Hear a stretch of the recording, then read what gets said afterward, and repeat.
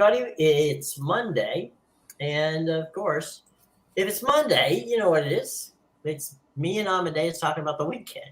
Amadeus, you're coming off a really good college football weekend.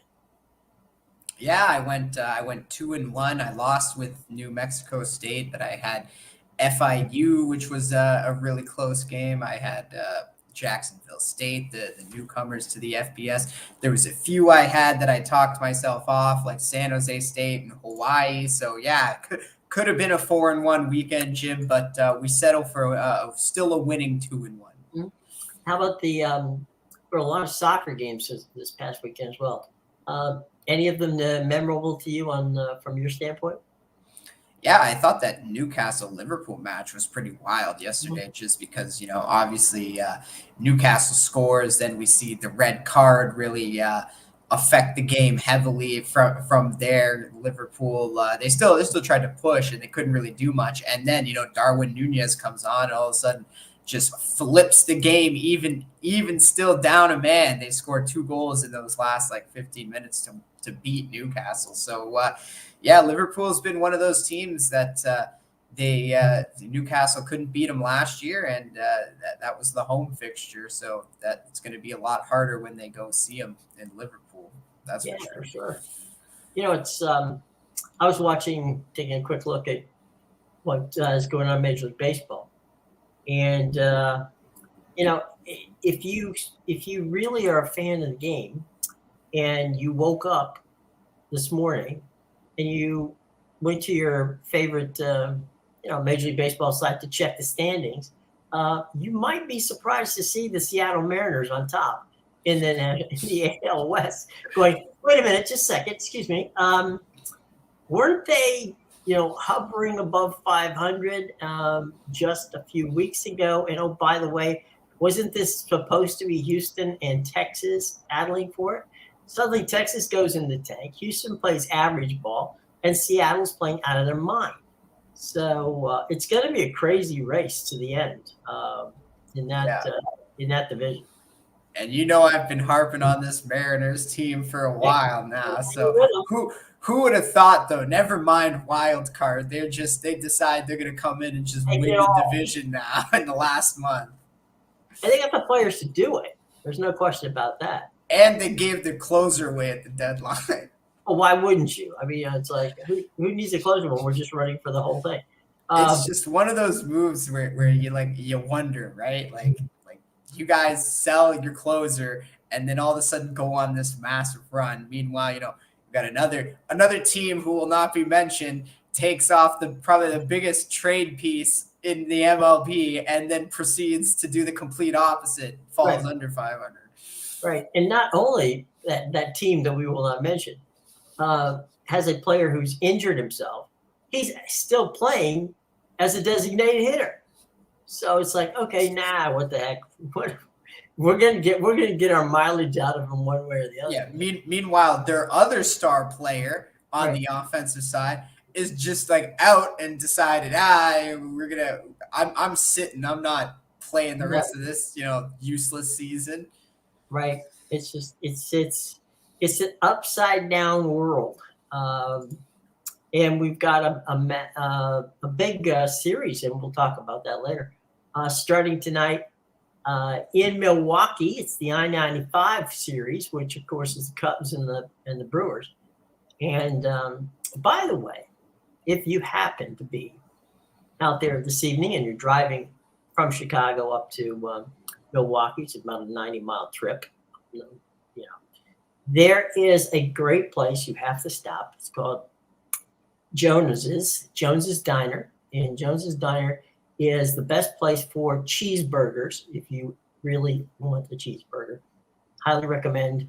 It is in Kenosha, Wisconsin. So basically, it's about 20 minutes over the border between Illinois and Wisconsin. So en route, check it out. So there you go.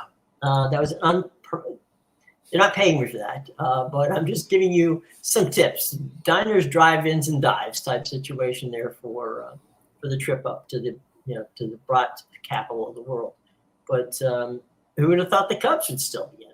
I mean, they're still in the race. You got Milwaukee still in the race. You got the Phillies, of course, locked in, loaded. It's crazy. San Francisco, there's 6 teams, with San Francisco being 3 games out of the wild card.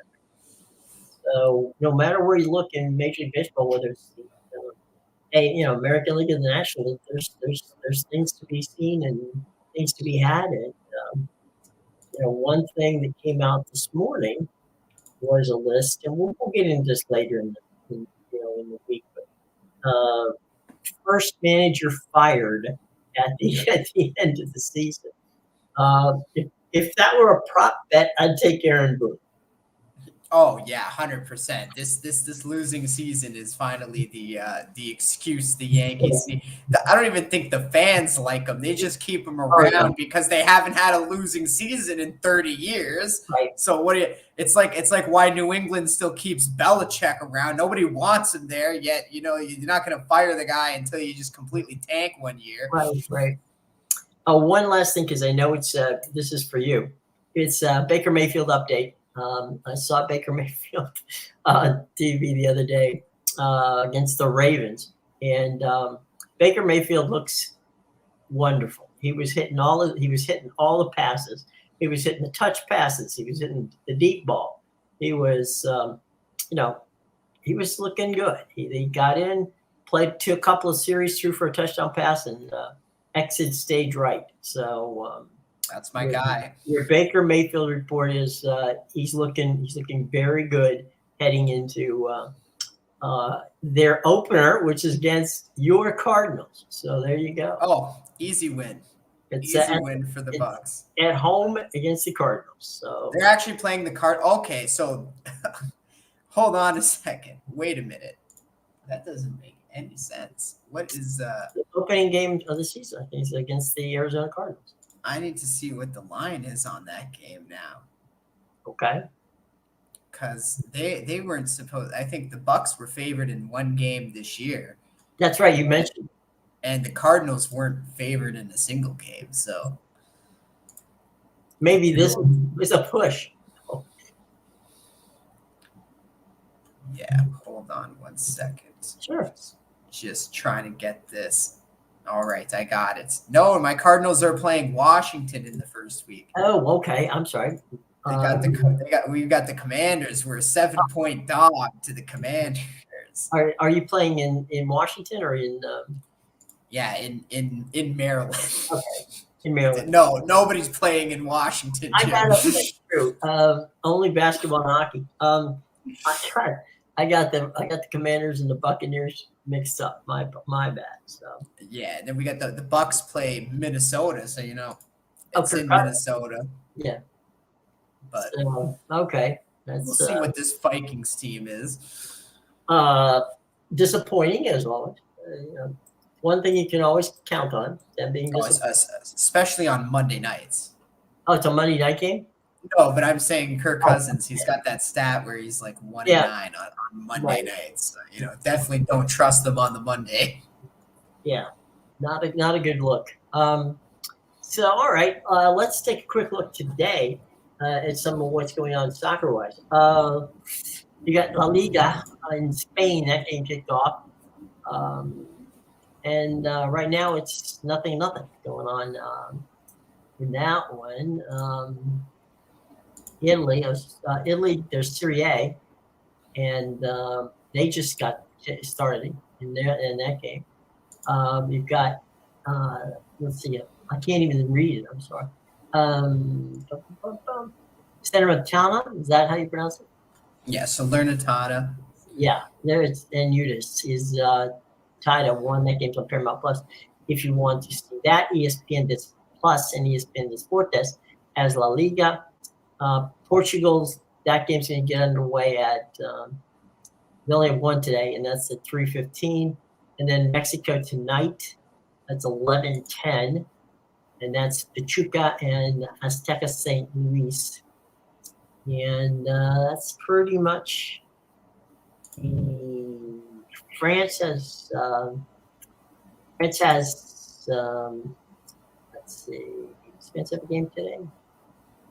Express La Liga has their League 2 today. So, and then there's club friendlies all over the place. So, all kinds of stuff. Anything that you're looking at today?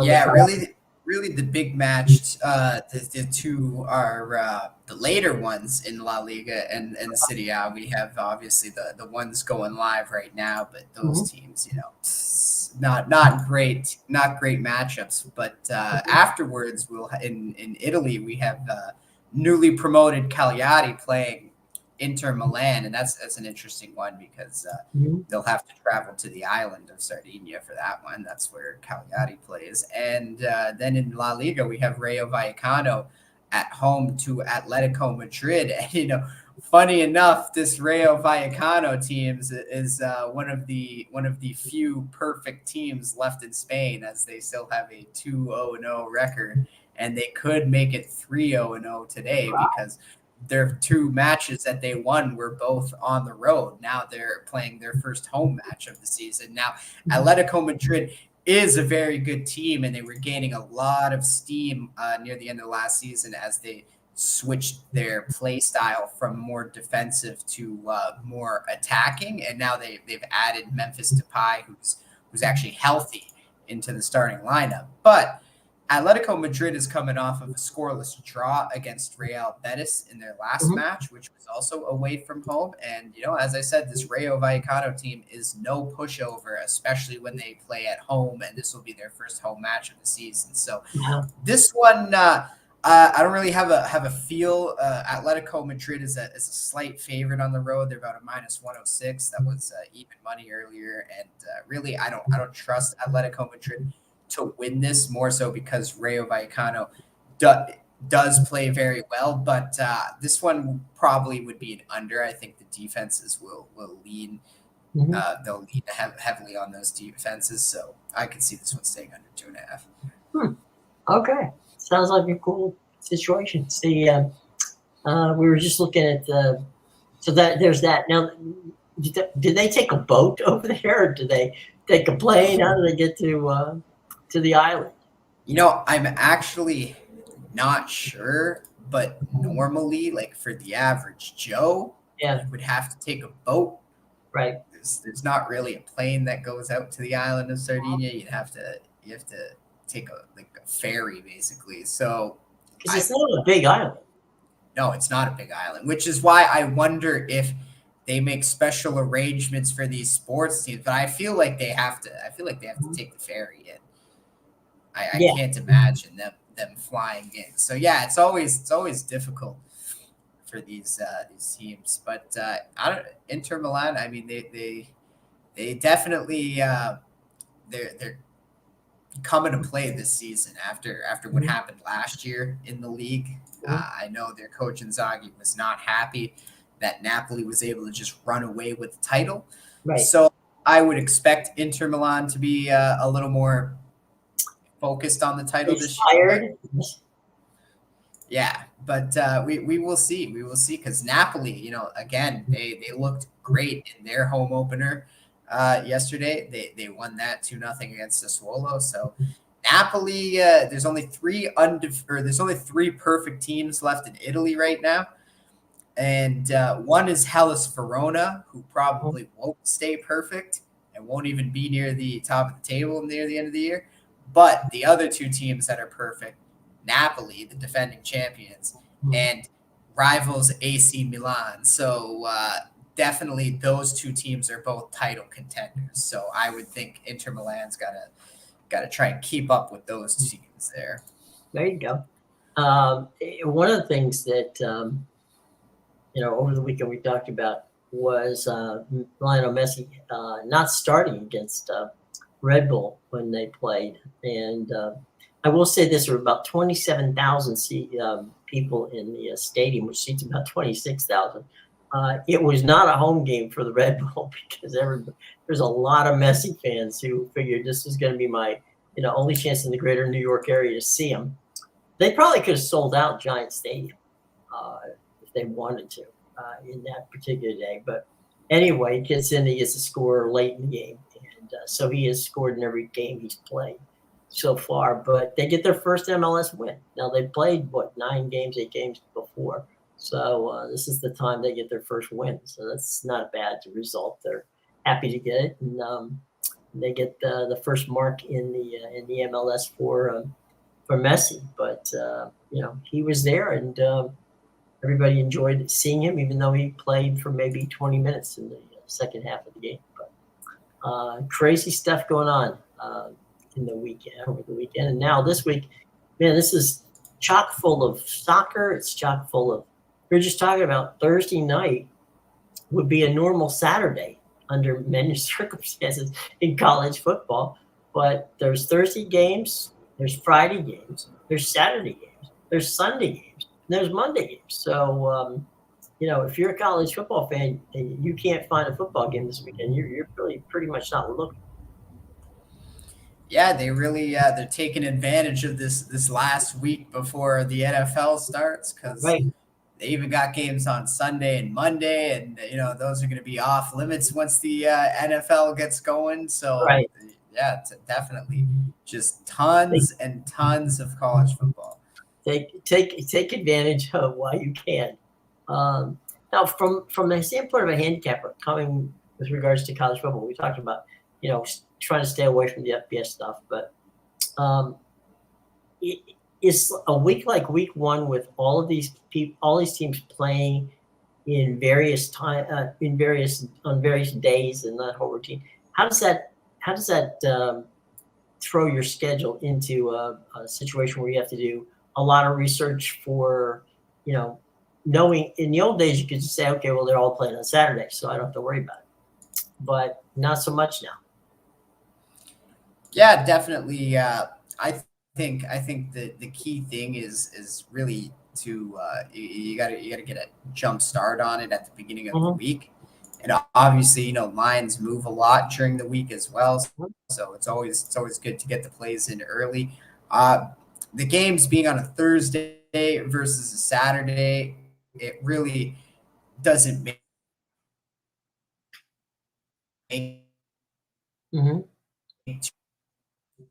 too much of a difference. You just start with the earlier games. Definitely from that standpoint, it doesn't really affect too much, because you just work down. You start on the Thursday and then work down the line. But definitely, it can get overwhelming sometimes. There's a ton of games, so you really do have to take a deep dive into it and carve out the time. What's the situation? I know the game on Thursday, which we'll go deeper into when we get there, but it's Utah and Florida. They played each other last year at the Swamp. Florida won that game. That was a game where Anthony Richardson looked like he was going to be a Heisman Trophy candidate, and then that was the last time we saw him. He went into the Witness League relocation program for some reason. Didn't play very well throughout the rest of the season. They ended up being 6-6. But what's the line on the game this Thursday? Because I think that's probably the game that everybody's focused on Thursday night. Yeah, so this one has actually been a little wild, because I believe it opened up as Utah around a 7-point favorite, and then it was unsure if Cam Rising was going to play, and so that got down to about a 4-point favorite. And just after these last Saturday games, the line moved back up to 7. Okay. So it looks now like Cam Rising. Well, Cam Rising is probably going to play in this game. Cam Rising, I think that Cam Rising wants to play, and I think the whole thing will be boiled down to whether the team doctor at Utah thinks that he could or should play. The quarterback that's his backup is a kid by the name of Johnson, who they used him a lot last year when Rising was injured. He's basically a run first, pass second guy, but they've worked on him really hard to get him to be a better passer. And from what I understand, he's capable now of doing that. But the problem is he's on the small side. He's like, I don't think he might be 6 foot, but 6 foot in what we like to call in a press book. He's a press guy 6 feet, which means he's probably about closer to 5'10". So he's not 6 feet, but he's got great speed. I don't know. Maybe they'll have some like wildcat type plays for him. I don't think Cam Rising's good. They will not. They will try desperately to keep Cam Rising from running in any way, shape, or form. I don't think if Cam Rising plays, they're gonna do a lot of pocket passer type situations because I don't think they want to go out there, play Florida, and lose Cam Rising in the first game of the season. So I think they'll be very, very cautious with Cam playing. But Cam Rising is he's a game changer. Yeah. And this is one where I think actually, your Florida Gators have never actually traveled to Utah for this matchup before. No, they've never. No, actually, I don't think, if I'm not mistaken, the Gators haven't played west of the Mississippi in a regular season game in years. So, in that regard, but when they played, obviously they played games in Texas before. But I'm just saying that they haven't played in what we would call a Western state, Mountain State, West State, whatever you want to call it. This is a trip that they all set this thing up years in advance when you schedule out, and it's a fun situation. I'm glad Rice Eccles Stadium is a wild place to play, and it should be very. I'm certain it's going to be full of Ute fans. They're definitely going to show up. So it will be it'll be a good test. It'll be a good test of two teams. Obviously, Utah is ranked they're the 11th ranked team in the country, and they're certainly capable of putting some points on the board. So we'll see how that works out. Graham Mertz will start for Florida. Billy Napier needs him to be a game manager. Doesn't need him to be a superstar. Just move the chains. They got a running game, and that's probably what they're going to do a lot is run the ball, shorten the game, and hope that helps. So we'll get into that later in the week, but it'll be that's the highlight game on Thursday. Utah hosting the Florida Gators at Rice Eccles Stadium in Salt Lake City. So that'll be a fun. I'm hoping for Utah's sake that they have better luck at home than Real Salt Lake. That would not be a good situation for them. And we saw over the weekend Caleb Williams getting his second start for his first start as the reigning Heisman Trophy winner. He didn't disappoint. Yeah, they did pretty well. They put up 56 points. Now they didn't cover the spread, which was about 30 and a half. So they were off by pretty much a field goal on that one. But the offense was definitely there. They scored 56 points, and that's a ton of points to put up. But they also gave up 28. So and that was at home too. So this defense is exactly what we suspected it to be. We said that the other day. This is like defense is optional. And it'll be interesting when they go up against a better team. Yeah, that will be. You want to see a Bo Nix and Oregon, or a Michael Penix and in Washington, and even the kids at Arizona State, and there's Oregon State. I mean, there's kids that can play offense all over the pack this year, and so there's going to be some. If I'm hitting the over most of the time in those games because they're going to get basketball scores on those games. So. Yeah, definitely. The total in that game was something. It was something high in the 60s, and I kind of figured USC was going to score close to 60 anyway. You just needed a few points from San Jose State there with the no defense. Yeah, that over definitely cashed. There you go. All right, let's take a second and go through today's baseball for you. 6:40. These are 6:40 starts. I got a couple of them for you. The Angels are in Philadelphia. So Lucas Giolito. Rye, if you're listening, you can go see Lucas Giolito pitch, just not for the Phillies. And he's going to be facing Walker. So Phillies have got Walker on the mound, and but the Phillies are going to get to see him firsthand. Right. I mean, they up close and personal. They missed out on. What they missed out on. Yeah. Losers of 10 of their last 12 games. The New York Yankees are on the road. They play the Tigers tonight at Comerica Park in downtown Detroit. Severino gets the ball for the Yankees, and Olsen. And they are an underdog. The Yankees are an underdog tonight?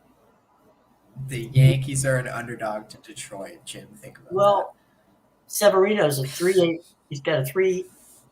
He's 3-8 with a 7.26 ERA. So he's been. It's hard to. That's basically a batting practice pitcher. So all right, there you go. Those are 6:40 games. 7:05 games at Oriole Park at Camden Yard. The first place Orioles host the Pale Hose. The White Sox. Kepik is pitching for Chicago. Rodriguez pitching for Baltimore. Nationals are in Toronto. We face the Jays, and the Nationals have been playing pretty decent baseball as of late. They're only 9 games under the 500 mark, so that's something for them. Gray is on the hill for the Nats. Toronto, I think it's not arguably. I think Kevin Gausman is their best pitcher. Do you think he's their best pitcher? Maybe not. 9-8 he definitely was. He definitely was to start the season. I would say Kikuchi's has been better recently. Mm-hmm. But he's definitely probably our ace. There you go. If he's not the one, he's the 2. So that's not bad. 2 teams desperately in need of wins at 7-10. More so the Astros than the Red Sox, but the Astros are on the road at Boston, and Javier is going to be pitching for Houston. Chris Sale on the hill for the Red Sox. The Rangers, a team who's had some horrible luck as of late. They just haven't been playing well at all. Are at Citi Field to face the Mets. That's Gray pitching for Texas. McGill is pitching for the Mets. The Guardians and the Twins, again, both of those teams are still in the hunt for a playoff spot. And Curry is pitching for Cleveland. Minnesota's got Mado. Padres and Cardinals. There's another, we talked earlier in the pre-show about potential managers who could be gone. This could be the end of the road for Bud Black. The Padres and the Cardinals, also the Cardinals. Blake Snell throwing for San Diego, and Wainwright pitching for St. Louis. The game of the night, because they're battling for first place in, the Cubs are 4 games out. If they can get, they need to sweep in Milwaukee, or that could be a problem. The Brew Crew has got Miley on the hill against Callan for the Cubs. Pirates Royals, that game being played in Kansas City. Oliveto pitching for Pittsburgh, and Greinke pitching. Well, now there's a guy. He's got a 1-12 record. This is Zach Greinke. 1-12, 5.34 ERA. Whew. Atlanta Braves visit the launching pad, the real launching pad, in Denver. They take on the Rockies. Elder pitching for Atlanta. Gomer pitching for Colorado. Athletics and Mariners, the red hot Mariners. I got a TBD on Oakland, but Seattle's got Wood pitching. You got a pitcher for the Oakland. Not that it matters. Mueller. Yeah. Okay. Well. All right. There you go. Got him. San Francisco's at home to the Reds. Now the Reds have been playing really well as of late, but this is the Reds and the Giants. They are in the hunt for a wild card bid. So these two teams are duking it out for hopefully for one of them a chance to make the postseason. Abbott pitching for Cincinnati tonight. He's actually been one of their best pitchers. He's 8.3 with a 3.16 ERA. Harrison, who has no record, is a rookie who they brought up, and he's one of their top rookie pitchers. Harrison pitching for San Francisco tonight. And then the late game at 10:10, it's going to be Arizona facing the Dodgers, and we got Gellin pitching for Arizona, and our buddy Mr. Miller on the hill for the Dodgers. So there's your baseball for tonight, and we just said let's pop in and take a quick look at the wild card races in both leagues. Let's start with Tampa Bay is 6 games up on Texas. So that looks like everybody's playing for the 2 spot here, the 2 and 3 spot. Texas and Houston presently are in a dead tie for that the 2nd and 3rd wild card spot. As we speak, the Blue Jays are only 2.5 games out of that 3rd spot. Boston is 4.5 games out of that. And then, forget it because the Angels are 10.5 games back. So as we see it here, really, I don't think Boston has much of a chance.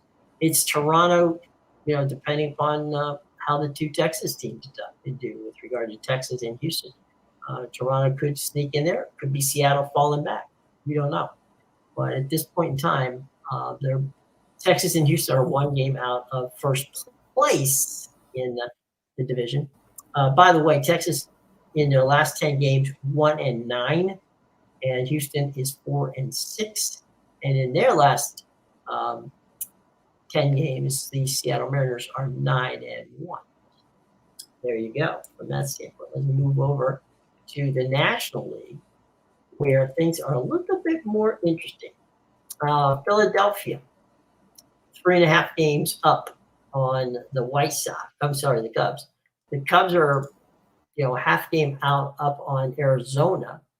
So after them, you've got Cincinnati and San Francisco who are playing each other tonight, are a game and a half behind. Then you've got 3 games out, the Marlins. So I don't know that Marlins, leapfrogging your way past that lot is going to be interesting. But San Diego is technically in the race, technically.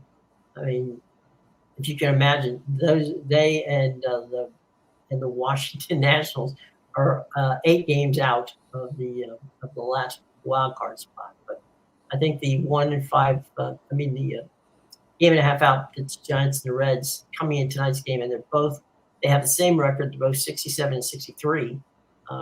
So it's going to be a wild finish to the see how that ends up between Cincinnati, San Francisco, maybe Miami, Arizona, the Cubs, and the Philadelphia Phillies.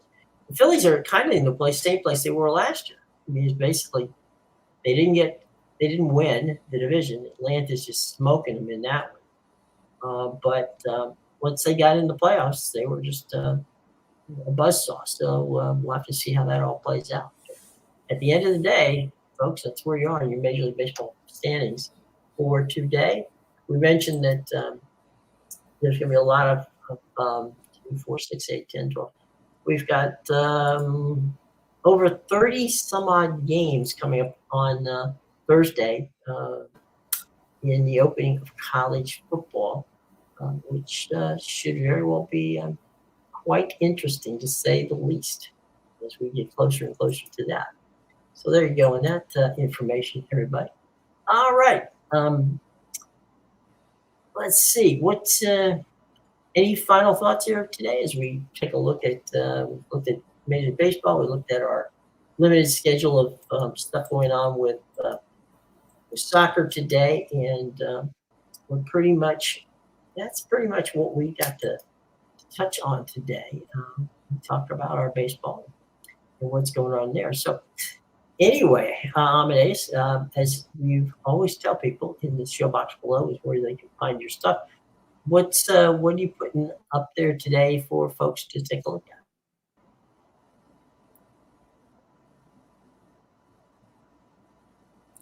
Yeah, so obviously it's always a slow Monday, but you can get my picks at bigal.com and pickadvisor.com. Both of those links in the description below.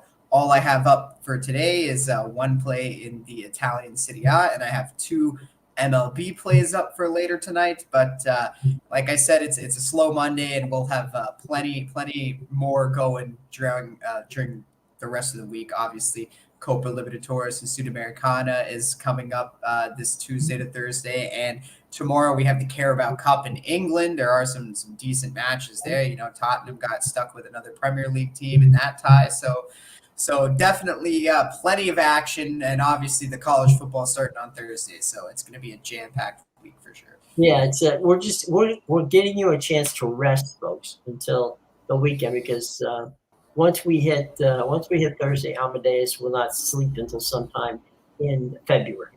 So there's a lot coming up here, a lot coming this way. Well, guys, enjoyed having you in the house here today. Amadeus and I will see you tomorrow. You take care. Have a wonderful day, and be careful out there.